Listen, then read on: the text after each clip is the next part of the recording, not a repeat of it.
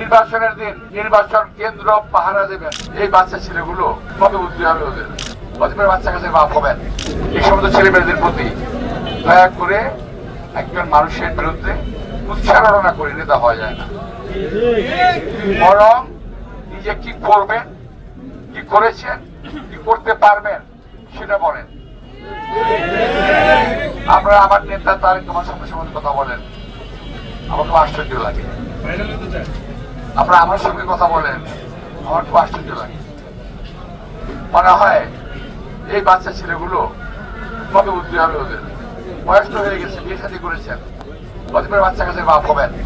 আপনার বাচ্চা যদি শুনে যে তার বাবা একজন মিথ্যাবাদী ছিল, আজকে যে কথাটা বলছেন রেকর্ড থাকবে, আমি যে বলছি রেকর্ড থাকবে, এই রেকর্ডগুলো যখন তারা শুনবে তখন আপনার অবস্থানে কোথায় যাবে চিন্তা করে দেখবেন।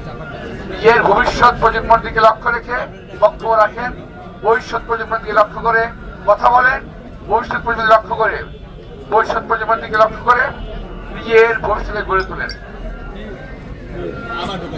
বাচ্চাদেরকে বিপদ করবেন না, ভুল পথে পরিচালিত করবেন। আমি আপনাদেরকে এখানে আসেন ভাই, আপনাদের সবাইকে অনুরোধ জানাবো, নির্বাচনের দিন নির্বাচন কেন্দ্র পাহারা দেবেন। যারা পোলিং এজেন্ট হবেন, যারা রেজাল্ট শিট নিয়ে রুম থেকে বের হবেন,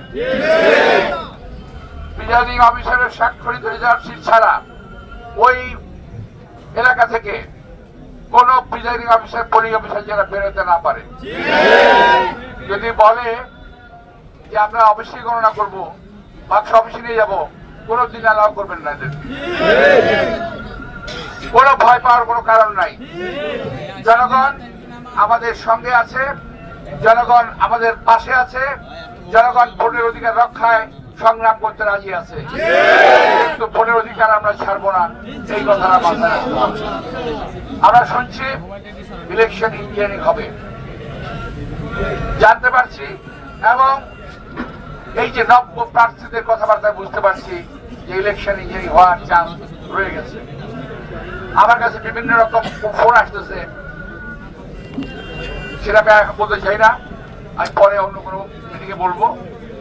আমি আপনাদের সবাইকে আন্তরিক শুভেচ্ছা ধন্যবাদ জানিয়ে আগামীতে আপনাদের কাছ থেকে ভোট প্রত্যাশা করে এবং আপনাদের মাধ্যমে আরো অনেক ভোট আমি আপনারা কালেক্ট করতে পারবেন এই আশা করে